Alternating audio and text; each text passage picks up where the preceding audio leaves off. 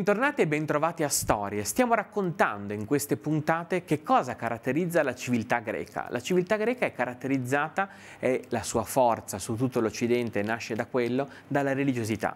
La religiosità dei greci è una religiosità drammatica perché parte da un evento luttuoso, un evento quasi inenarrabile, che è l'uccisione del padre. Zeus uccide suo padre Crono e dopo questa uccisione dà origine a quello che è la civiltà greca, quella che è la religiosità greca.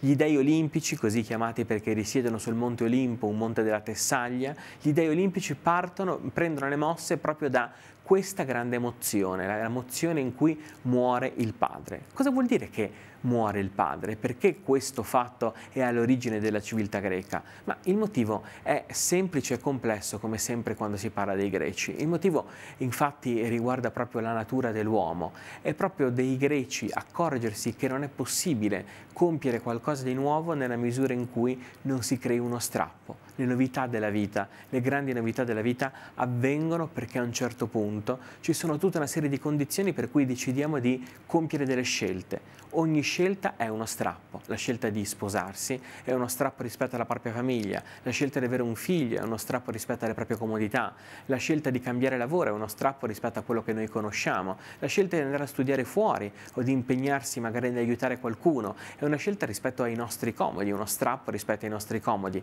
Le grandi vicende della vita nascono sempre per degli strappi e le grandi vicende della storia nascono sempre attraverso questo tipo di scelte e di decisioni. Quindi nel mondo greco abbiamo due tipologie di persone che fanno questo tipo di azioni. La prima tipologia di persone sono le divinità. Le divinità sono coloro che hanno compiuto delle scelte in tutto simili a quelle degli uomini, quindi sono divinità, si dice antropomorfe, che hanno la stessa forma dell'uomo, anthropos uomo, morfo forma, che hanno forma umana perché hanno i sentimenti e le idee degli uomini e sono però immortali. Tutto hanno degli uomini al di fuori della mortalità. D'altra parte ci sono una seconda categoria di persone che sono gli eroi. Gli eroi nascono proprio perché sono l'unione di una divinità con una persona umana, quindi non sono immortali come gli dei, ma sperimentano i doni degli dei nella loro mortalità. Dei ed eroi sono i grandi protagonisti del patrimonio della religiosità greca, quel patrimonio che nasce dalla morte del padre, quindi che nasce dalla coscienza che solo attraverso gli strappi, solo attraverso le grandi decisioni la storia va avanti. Il mondo greco, come vedete, ha come protagonisti in assoluto indiscusso la volontà.